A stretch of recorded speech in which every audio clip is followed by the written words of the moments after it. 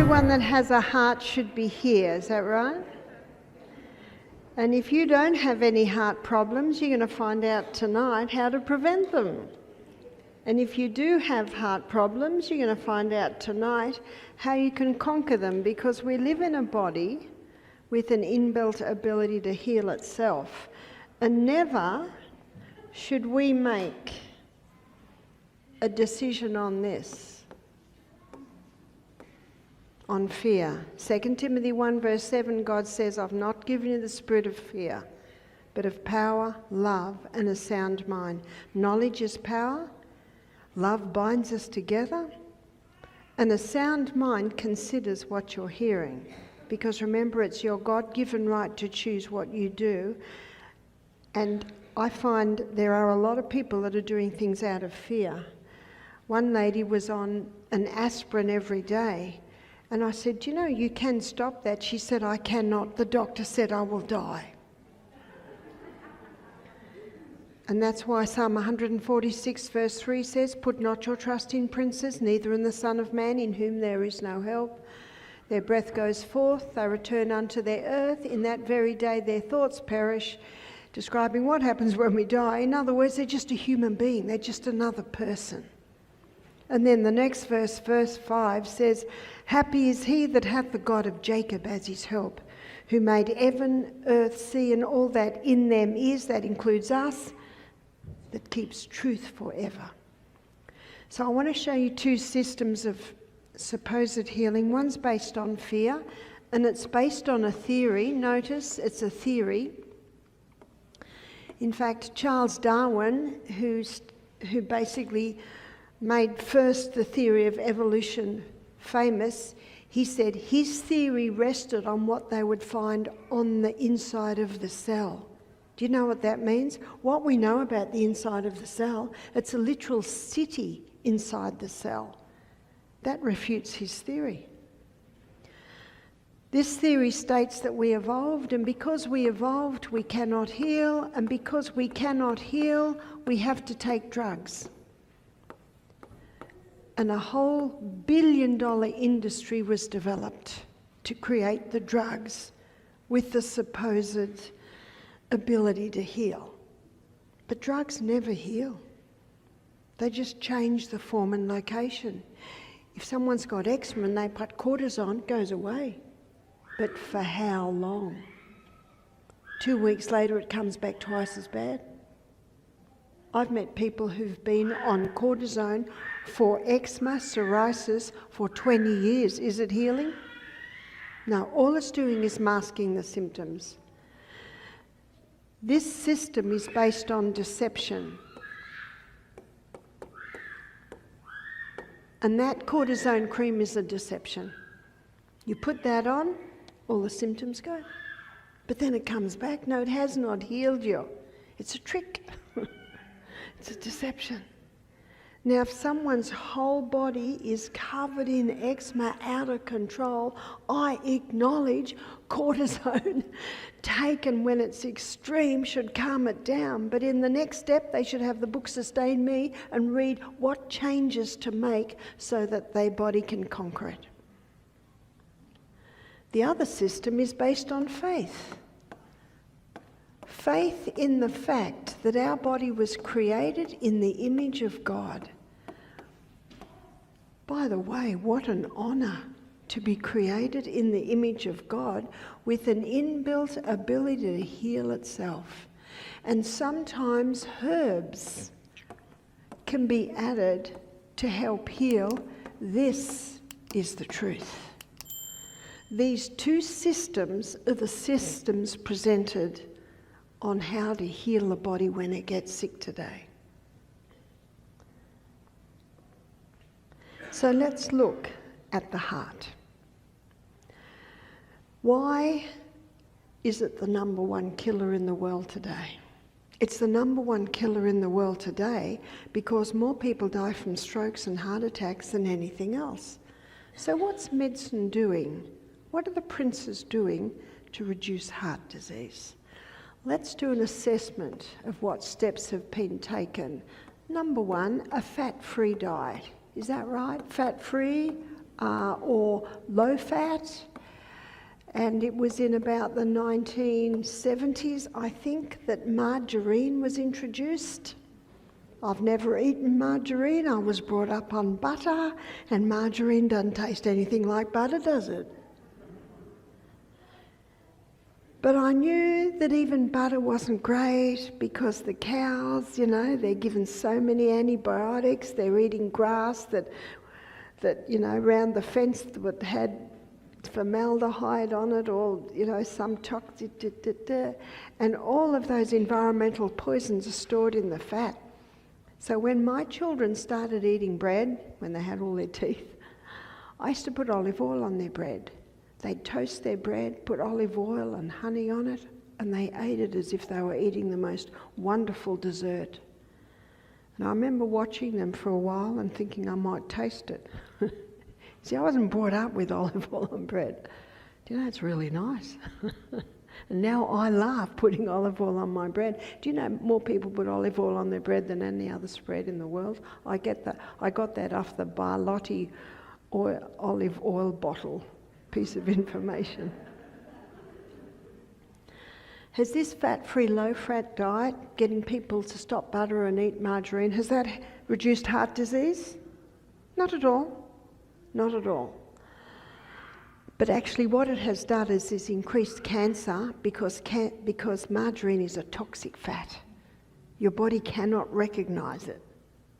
In fact, you're better to eat butter than margarine because margarine is so toxic.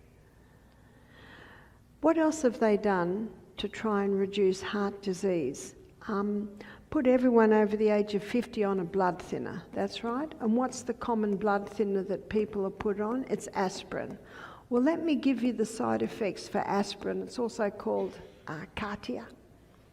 Side effects of aspirin: stomach bleed, it's the number one cause of stomach ulcer. Brain bleed, big contributing factor to Alzheimer's.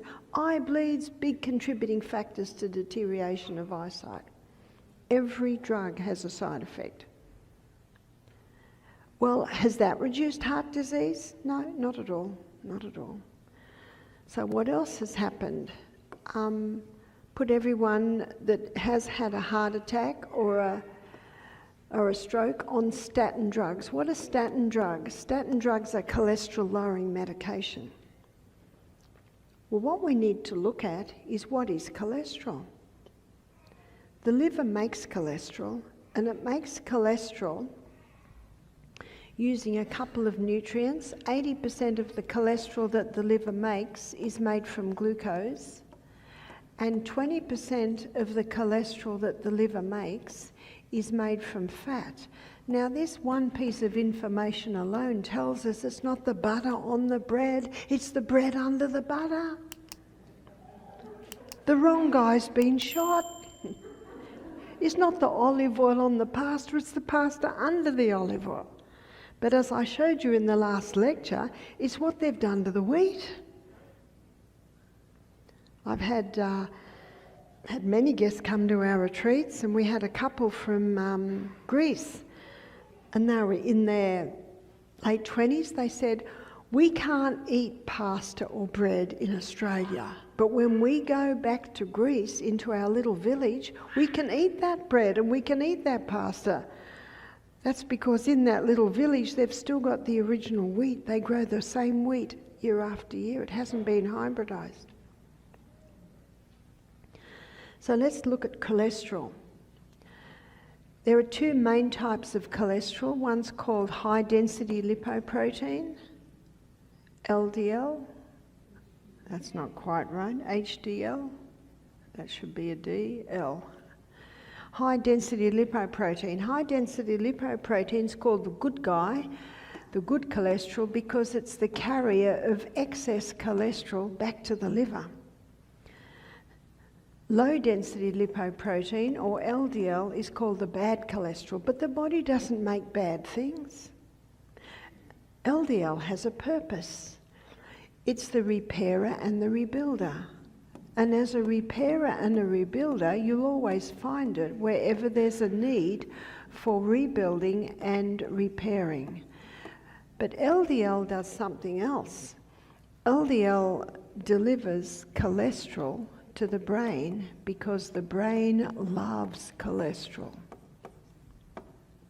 The brain is the fattiest organ in the body. The membrane around every cell is 50% fat, except for the brain, it's 70% fat.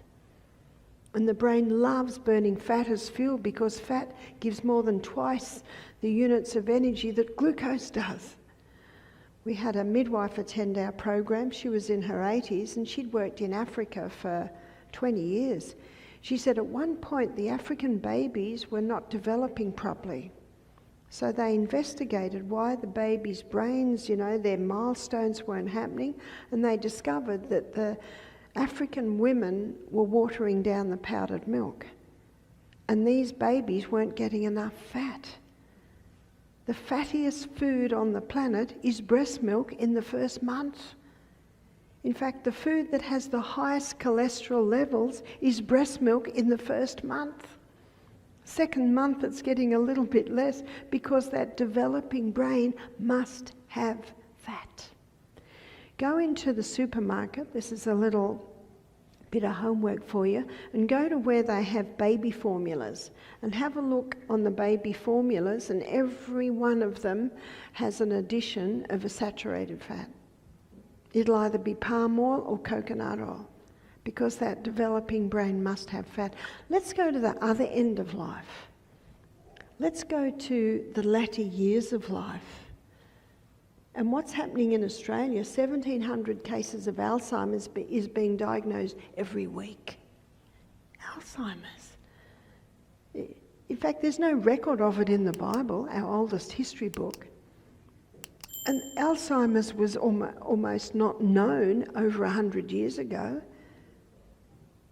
Is it around the time this fat-free theory came out? It's not the only cause, and we're looking at Alzheimer's as another meeting.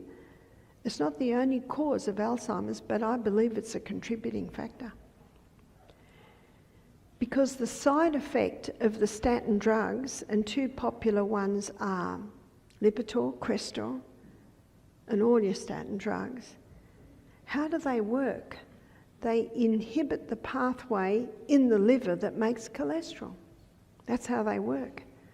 But that same pathway that the liver uses to make cholesterol, it uses to make coenzyme Q10. And coenzyme Q10 is our heart protective enzyme. So someone can go on cholesterol-lowering medication with the hope to prevent a heart attack, and they can increase their risk because they've now lost coenzyme Q10.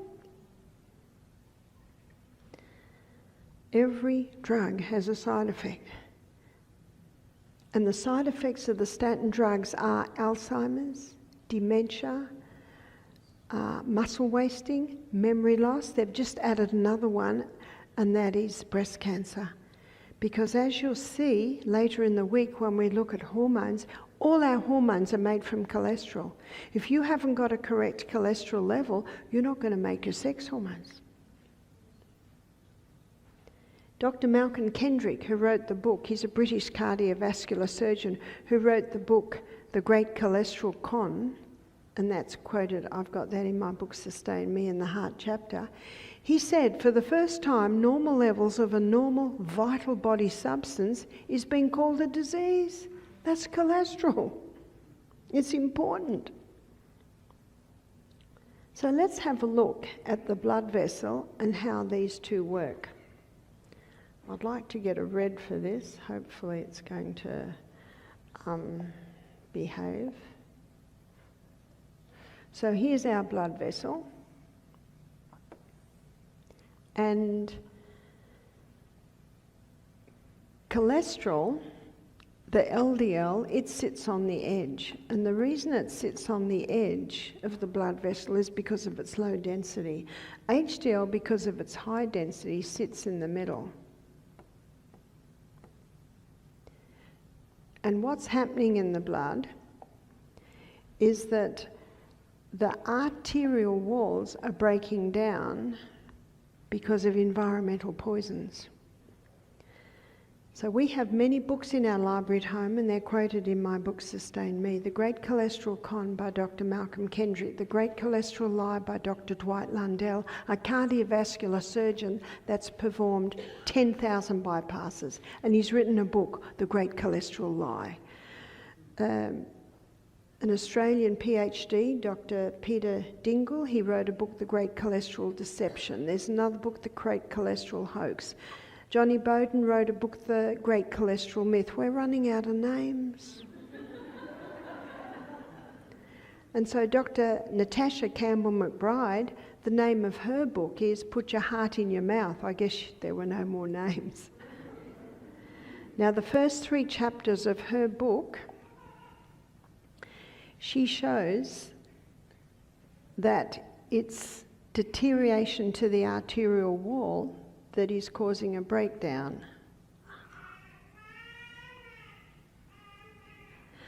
So environmental poisons, they're everywhere. She spends the first 3 chapters listing them all. It's in our food, it's in our cleaning products, it's even in our clothes. Nap. You won't sleep well if you sleep with these fabrics, nylon, acrylic, polyester.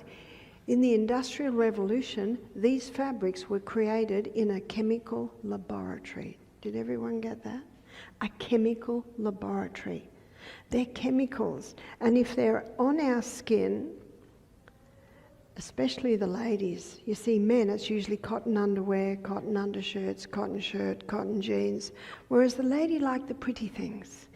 And a lot of those pretty fabrics are made out of nylon, acrylic and polyester. And many ladies have gone to them because you just wash and hang and you don't have to iron, you can pull them out of your suitcase. It's a great deception because little by little these chemicals are coming into the body through our skin. So ladies, you go to an underwear shop and try and find a bra that's made out of natural fibre. It's almost impossible. But I know I'll tell you a funny story. When I was here 2 years ago, I was in, I think it was Coeur d'Alene. There's a Trader's Joe's there. And there was this big stand of underwear and leggings and singlets and tops. And it was all made out of bamboo. It was called Boody, B-O-O-D-Y. I got so excited. So I spent $200 buying all this stuff, leggings for my daughter, and I went home and I'm taking the brand off and I read the fine print, made in Australia. It's an Australian brand. So here am I filling my suitcase with something going back to Australia. And that's how I know that hopefully Trader Joe's in Coeur d'Alene still have that stand. So you can buy them, you just need to search out. And we the consumer have power. If every single woman would only buy bras out of natural fibre, that would change the store. But little by little, I mention this, and when we look at hormones, you'll see that it's also disrupting the hormones. But these chemicals are coming in, and what they're doing is they're effectively damaging the little endothelium cells that line the arteries. Little by little, in our food, in our cleaning products, what you're washing your clothes with, because remnants are still in the clothes. It's not the odd day you wear a polyester nightshirt or the odd day you don't. It's what you do every day, every day, every day. My daughter bought me a linen nightie. I look like I'm out of Little House on the Prairie. this big nightie, but oh, it's so nice to sleep in. And we spend a third of our life in bed, so be very careful on what are your sheets made out of, what's your pillow made out of, what are your blankets made out of. And I'm alarmed that I don't think there's been a home that I have been in my 9 months of travel that doesn't have polyester blankets. Have a look at the blankets, polyester blankets. And I'm in New Zealand, and the New Zealand sheep farmers are burning their wool because the New Zealanders are buying polyester blankets. And when I was in Scotland last year, I said, stop buying the polyester, support your local industry, support your sheep farmers, buy wool. And I was signing books and a young woman came up and said, I'm a shepherdess. Thank you so much for what you've just said. We're using our wool as mulch around the trees. It's been a total deception, really, hasn't it? And those chemical fabrics, little by little, they're coming in, they're disrupting body functions, they're getting into the blood, and they're eating away at the arterial wall.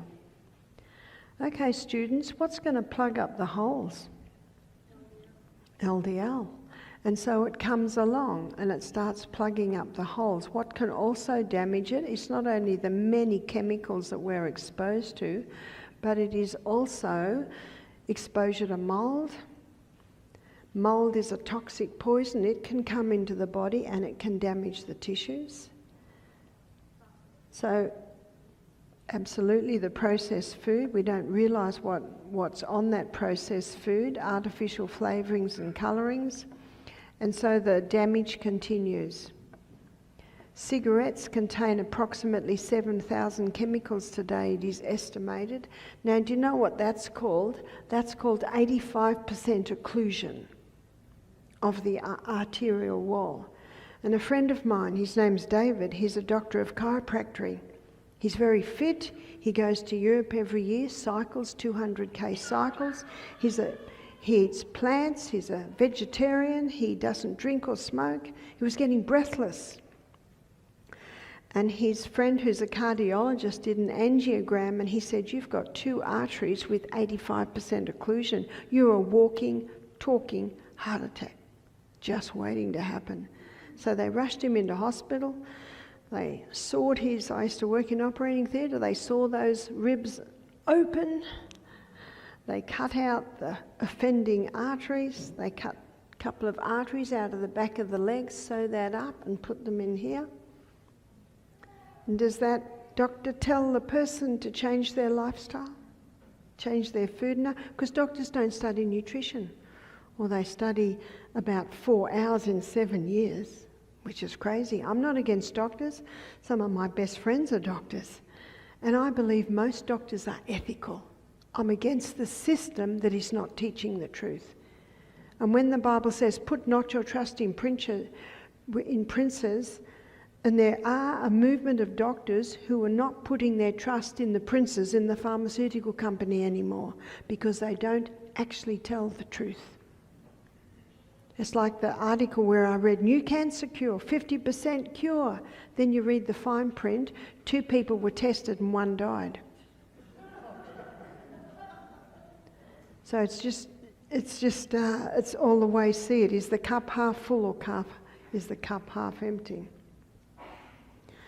And so David had he had the 2 bypasses. He's 62. So I was talking to him. He said, it's genetics, Barb. Well, do you know what they're relating to genetics now? 5%. Genetics may load the gun, but lifestyle pulls the trigger.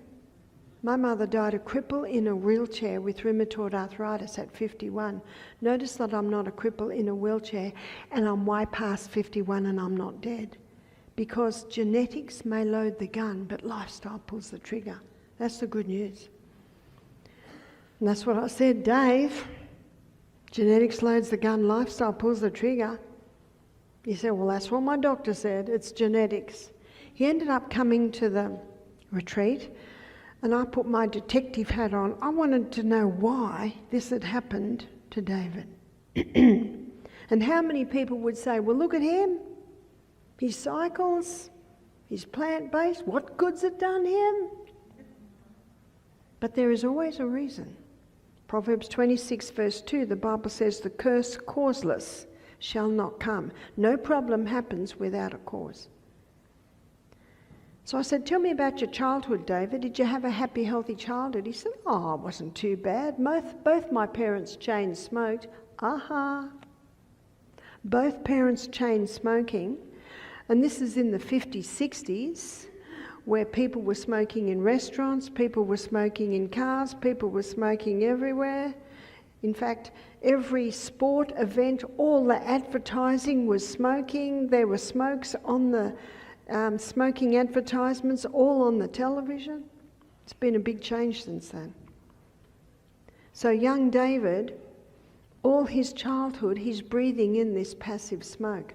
I'd like to suggest that by the age of 15, I wouldn't be surprised if David had about a 20% build-up in his arteries because of that toxic passive smoke that he was breathing in, which was coming in and damaging the arteries.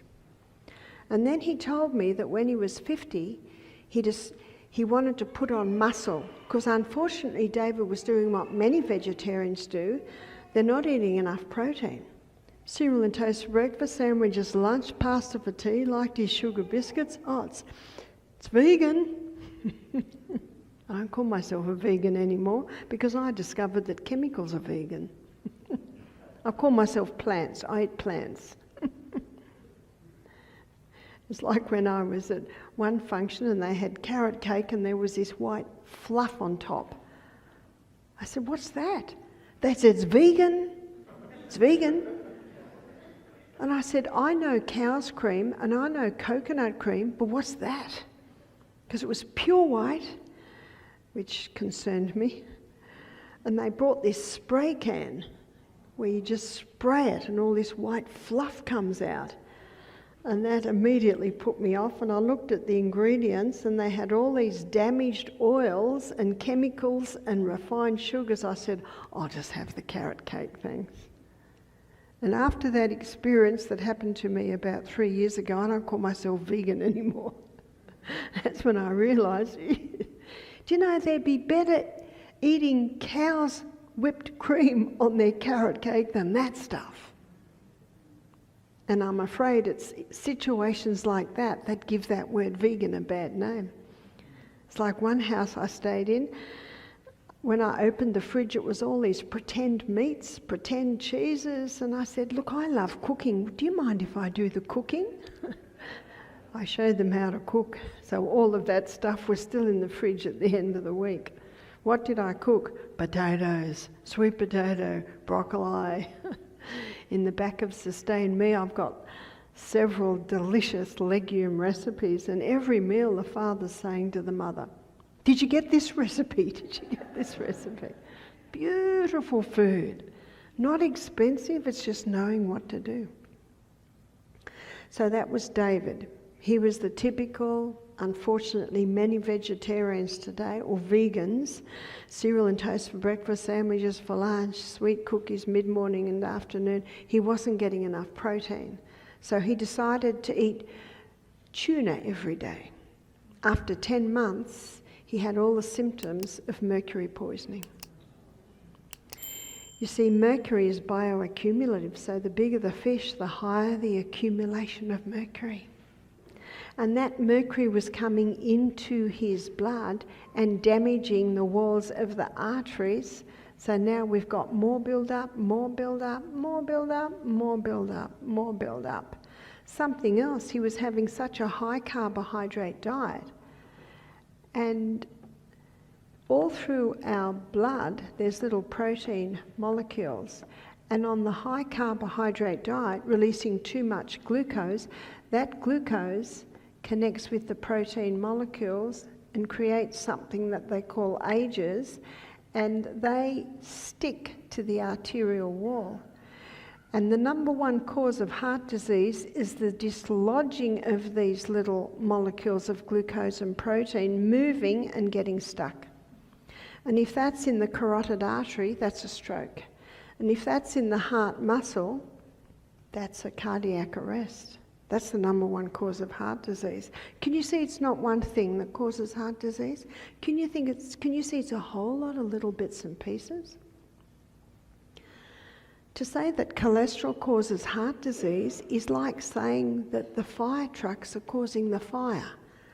Well, they must. They're always there. They're the one common denominator, so they must be. And that's what's happened with cholesterol. And that's why all the books that I quoted to you, that are all listed in my Sustain Me book. And the reason why the doctor says you must be on this medication is because the pharmaceutical companies tell him that.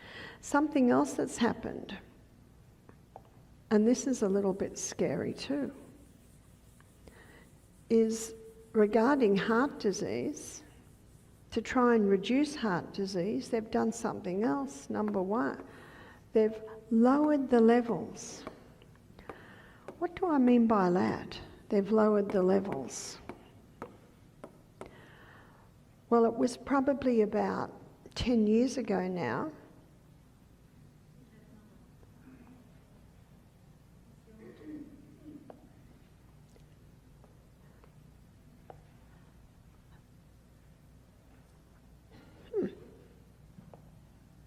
I'm getting better at it. It was about 10 years ago, I attended a program in Alabama, and there was a nutritionist during the program. She was 69. She said, I've got the advantage of being schooled in university 40 years ago. She said 40 years ago we were told that it was perfectly fine to have a cholesterol level of 300. Did everyone hear that? A cholesterol level of 300. She said it was perfectly fine. And last year in Maryland, I was talking to a pathologist. She's retired, so she was in her mid-70s. She said, my job was to test blood for cholesterol levels, and we considered a cholesterol level of 350 perfectly fine. And it was only 4 months ago, a friend of mine who lives in Wisconsin, she went and had a blood test for her insurance, her life insurance, and her cholesterol levels were 280. And they gave her her full insurance. That didn't bother them at all. And yet, what are you told now? I think currently the doctor will say you cannot go over 190, is that right?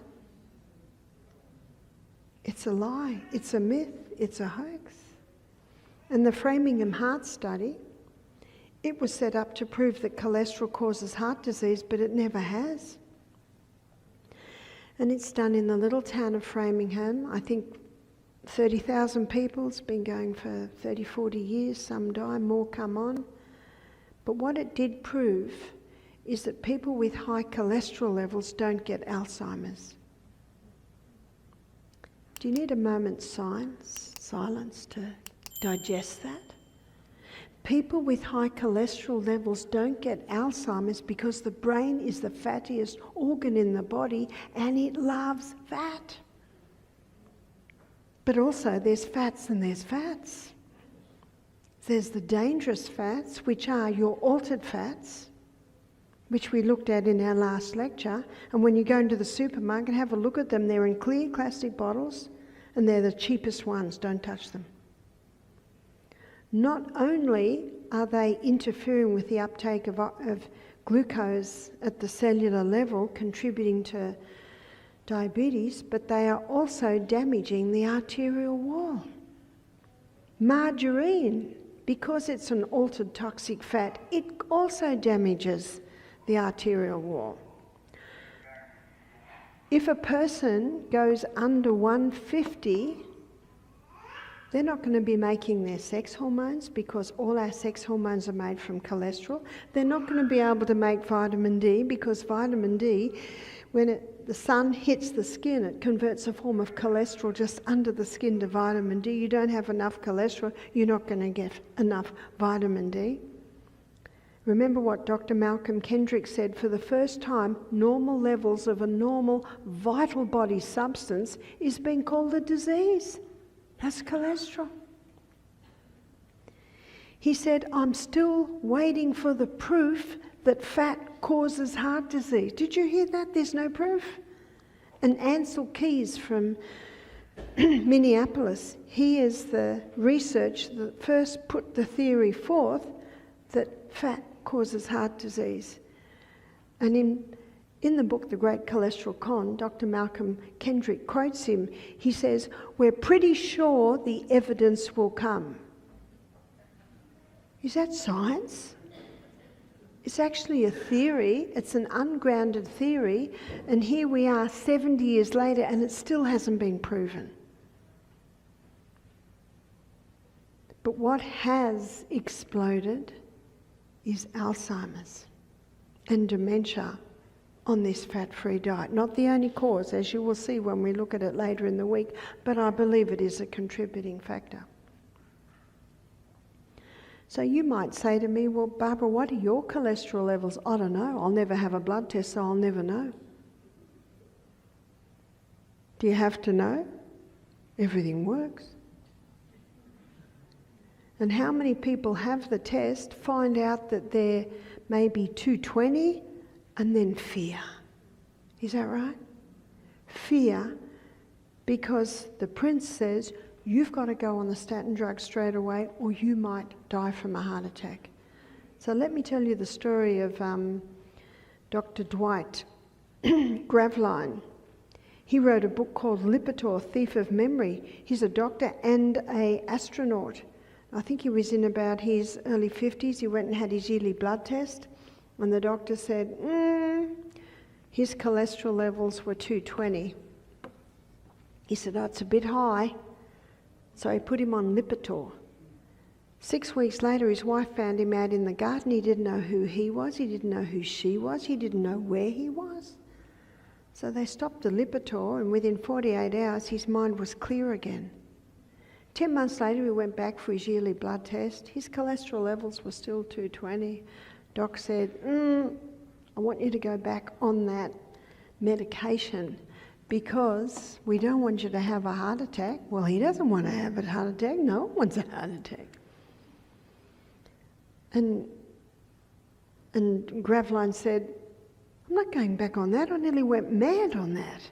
And the doctor said, "Oh, that's very rare." Why did the doctor say that? Because the princes in the pharmaceutical company tell him that.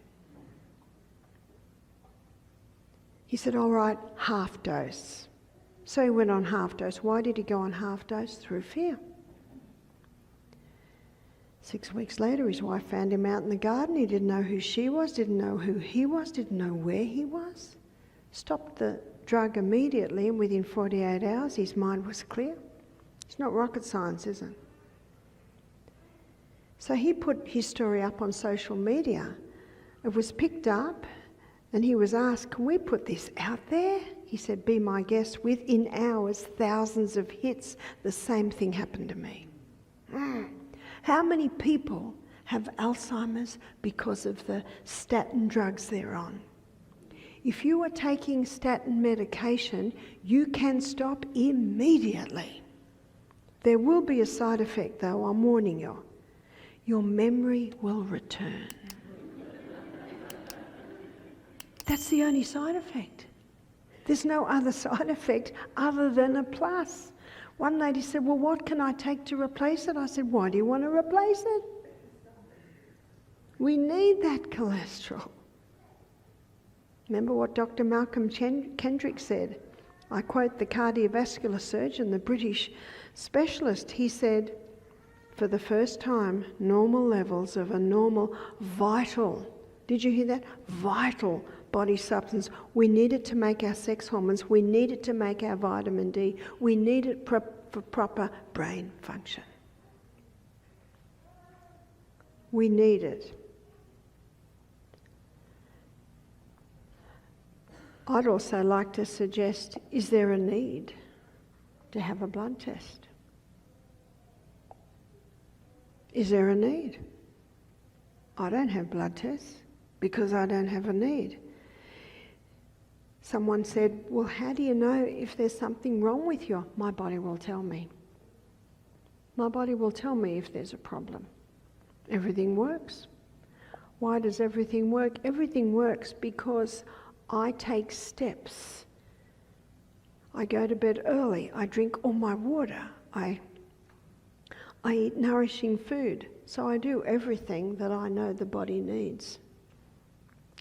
So we've looked at everything that's been implemented to reduce heart disease, and it has not. And if someone has a heart attack, they're given a protocol. No matter who you are, no matter what your age is, no matter what your size is, no matter what your health or sickness status, you're given a protocol. Have you noticed?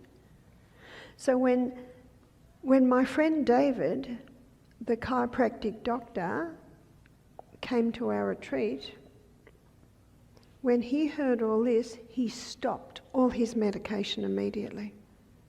He stopped the blood thinning medication because he discovered an excellent blood thinner. It's called water. How do I know? Because at Misty Mountain I used to do a live blood analysis, and the blood should be like this. And occasionally, maybe in about 5% of people, the blood was like this. It was all clumped together. And I'd say to the person, have you had any water to drink today? No. I didn't drink water because I was travelling and I didn't want to have to keep stopping. I said, I can't read your blood because it's all clumped together. And they start drinking. And the next day, their blood looks like that. So that's how I know that water is a powerful blood thinner. And what are people told if they have I have to just go with this little by little. And what are people told if they have high blood pressure, if they've had a stroke? They're told not only to stop the fat, but they're told to stop salt. Is that right? Well, let me give you the salt issue. But first of all, blessed blood thinner is water. Oops, come over here. Water, and that should be 8 glasses a day.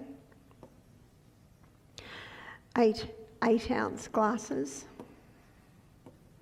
Start early, little by little. Are you going to bed with water next to your bed? Pardon? Great. Who's the winner when you do that? We are. Also cayenne pepper. Cayenne pepper is quite a powerful blood thinner. It's far more potent than rat poison, warfarin. That's what it is. And if someone is on warfarin, hopefully you're not, because it's a very dangerous drug. One man said to me his nose started bleeding, and every time he brushed his ham, it started bruising. He had bruises all over him. I said, you can stop it straight away as long as you I would take a capsule of cayenne pepper a day. If your body's handling that, go up to 2 capsules 3 times a day. In fact, you could take a bucket of cayenne pepper a day and your nose will never bleed. You could take a bucket of cayenne pepper a day and you will never bruise. But I don't know anyone who has a bucket a day. Let's just go back to the capsule, or 2 capsules 3 times a day. They're powerful blood thinners. Breath. Breath can make a difference. How does breath make a difference? When we breathe through our nose, we balance as blood gases. What are the blood gases? One blood gas is carbon dioxide. You can have too much carbon dioxide and you can have not enough carbon dioxide. And what nose breathing does is it keeps the correct balance of carbon dioxide. The other gas that's balanced by nose breathing is oxygen. We have 250 we have 25 trillion red blood cells. We have 100 trillion cells in our body. 75 trillion are the cells that we've been looking at with its energy cycle. 25 trillion are red blood cells. And remember, the red blood cell carries the oxygen, and it carries it on the hemoglobin. And hemoglobin has 4 docking sites for oxygen. And when the oxygen comes to the hemoglobin, there's a transfer. And there must be 4 molecules of carbon dioxide to be able to pick up 4 molecules of oxygen. When you breathe in through your nose and out through your mouth, you lose too much carbon dioxide. But when you breathe in and out through your nose, it balances those blood gases. So to get more oxygen into the cell, we need to make sure we've got adequate carbon dioxide, because it's a transfer. It's a transfer. So if there's only 2 molecules of carbon dioxide on the hemoglobin, only 2 molecules of oxygen can be picked up. And when you breathe out through your mouth, you lose too much carbon dioxide. So in and out through the nose. Even when you're exercising, you can train yourself into it. I have trained myself. Even running up a hill, I only nose breathe. You think that if you open your mouth, you'll get more oxygen, but you're not going to get it at the cell, and that's where we need it. But when you breathe in and out through your nose, the nose balances the carbon dioxide and oxygen levels. Something else that we breathe in when we breathe through our nose is another gas, and that's nitric oxide. And nitric oxide is only created when we breathe through our nose. It's created in our sinuses. When we breathe through our mouth, no nitric oxide. Now, the reason I'm mentioning this now is that carbon dioxide and nitric oxide are vasodilators. What are vasodilators? Vasodilators are agents that open the blood vessels. Also, cayenne pepper is a vasodilator. And when you open those blood vessels, you get a better delivery of blood all through the body. And that takes pressure off the heart. Do you know what that means? It eases blood pressure. Just breathing through the nose, in and out. You'll get better at it. And when you breathe in and out through the nose, long, slow, deep, it stimulates your parasympathetic nervous system. And your parasympathetic nervous system is your peaceful or your calming nervous system. Just from nose breathing, deep abdominal. We should be able to put our fist in our skirt, in our pants, in our belt, because when the clothes are too tight round the waist, it inhibits abdominal breathing. Also, when your core is strong, all the muscles are connected to your spine, and that causes us to stand upright. And when we stand upright, you can use your abdominal muscles breathing. If you're hunched like this, you can't use your abdominal muscles in the breathing. So once again, we get back to core. So the other thing that I wanted to show you is exercise. So we don't need this word here, do we? Because we're not going to do that. And as I mentioned in the last class, the high-intensity interval training was first looked at to help athletes in training for sports events. And they found that when they trained with the high-intensity interval training, they had an edge. So the high intensity, as I mentioned earlier, is anything that gets the heart rate up and the respiration increased. So that can be running, it can be walking very fast up a steep hill, it can be exercise bike, it can be push-ups or swimming very fast. So anything that gets that heart rate up and respiration. Recovery is resting time, but they have discovered on the research done on this form of exercise that the recovery is more powerful if your body's still moving. So on the exercise bike, you cycle very hard and fast in high intensity, and recovery times just slowly.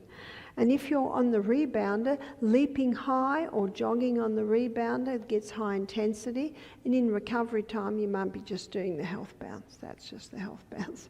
Or you might get off the rebounder and just do some stretches, do a little bit of upper body.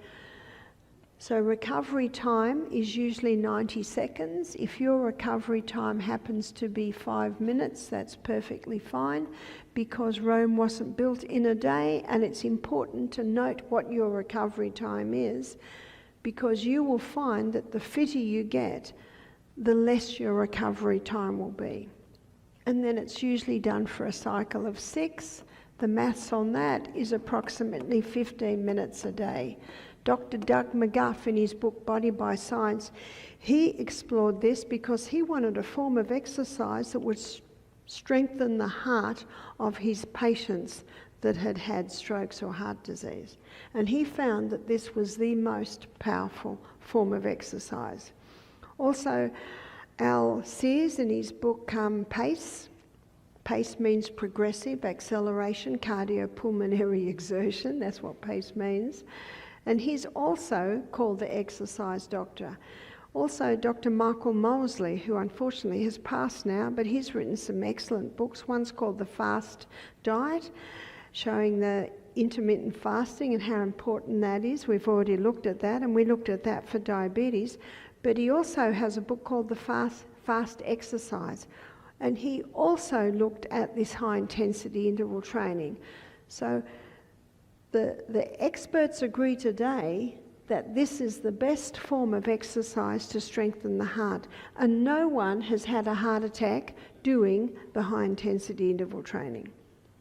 But there are reports of people having heart attacks doing 5K jogs. And the reason is that our cells and our body need that recovery time to mop up lactic acid, to actually get the heart rate down a little bit, respiration, and then go it again. And you have a look at children. No child jogs. They either run for their life or stop. Have you noticed? Again, it's the high-intensity interval training. It became popular just before the war, and then with the war, a lot of things were lost. And then it first started to appear, I think it was about the 80s, 1980s. A Japanese physiologist named Tabata put his figure-skating champion girls through the high-intensity interval training, and he just found that it gave them an edge. So stopping and looking at the view isn't an excuse because you can't keep going up the hill. It's an important part of strengthening the cells, strengthening the heart to be able to form better. And that's what Doug McGuff found. He found that his heart patients were recovering and performing so much better on the high-intensity interval training. You just got to find out what works for you. Just find out which exercise suits you. The best time to do it is in the morning because you reap the benefits all day long. So as you can see, we haven't actually defined it, but the Sustain Me principles, once again, as the author Ellen White in her book Ministry of Healing, she says they're the true remedies, and I found that to be true, and you can apply it to every health problem in the body. When you start drinking more water, when you start going to bed earlier, when you start eating a plant-based diet, when you start having a bit of sunshine every day, when you implement this exercise program every day. And remember what 1 Thessalonians 5:21 said? Prove all things. Prove it and see what it does. And what you will find is what I found. I never used to exercise, but I went away because I thought I'm busy all day. And it was in New Zealand, and the girl I stayed with, she said, I do a 5K walk every day, want to join me? After 3 kilometres, I could hardly keep up with her. And I was very embarrassed because I'm the health teacher. This is 18 years ago, and the next day I could hardly walk. And I said to my body, I'm hearing you. I'm hearing you.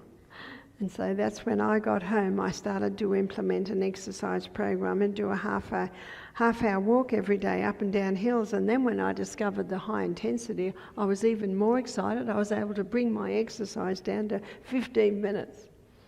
And what I found was that I could just about keep up with anyone. So when I was climbing up the Rocky Mountains National Park with a 19-year-old boy and his 21-year-old mate, I kept up with him. And I said, thank you, Father in heaven, for this amazing body, and thank you for these simple principles that when you apply them to the human body, you will get the results. So I trust that you've learnt tonight how you can keep your heart with all diligence. And remember Psalm 104 verse 14, and remember the cayenne pepper and its ability not only to thin the blood, but open the blood vessels and strengthen the arterial wall, and the herb, the hawthorn berry. We've seen many people get off their blood pressure medication by going on the hawthorn berry. And the hawthorn berry strengthens the heart.